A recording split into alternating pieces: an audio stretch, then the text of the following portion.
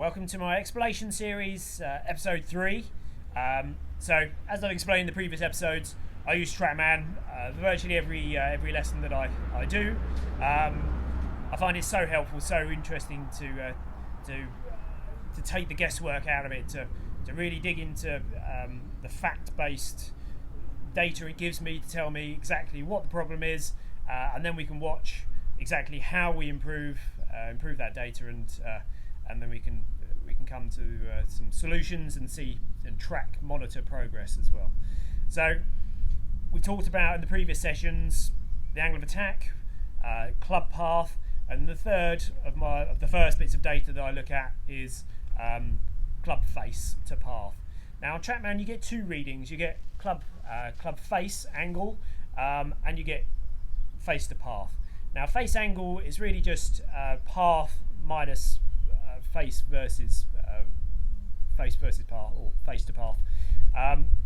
So face angle is interesting, and what face angle is telling us is what that face, as the club meets the back of the ball, where that face is aiming relative to the target line.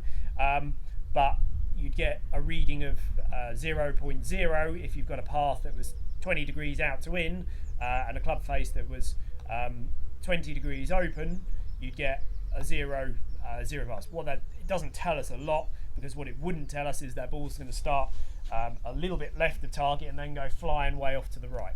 So what I like to investigate more or look at more is the face to path, because that tells us relative to that ball to target line where our club face is aiming. And and our three options would be for a right-handed player, an open face, which would be aiming off to the right, a neutral face, a square face, which would be at a right angle to our path, and a closed face, or a face that's aiming left.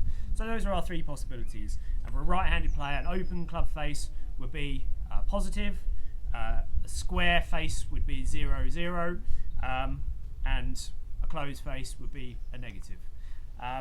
And the face that we're after is all relative, again, as we talked about in the club path episodes, all relative to the shot that you're trying to play.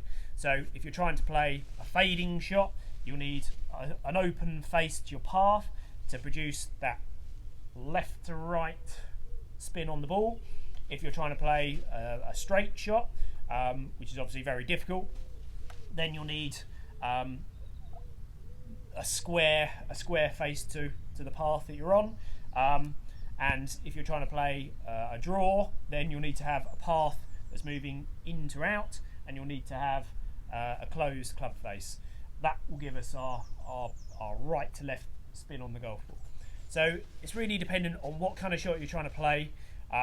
It is slightly more complicated than trying to get zeros in everywhere, because the best angle of attack is a downward one, and that brings into something into play called the D plane, which I won't go into now, but it's a reason why it's a common misconception that we're looking for zeros in every category to give us a perfectly straight shot. That's not the case, and that's not the best way of moving a golf ball forward. But that's a different conversation for a different episode. So there's club face to path explained.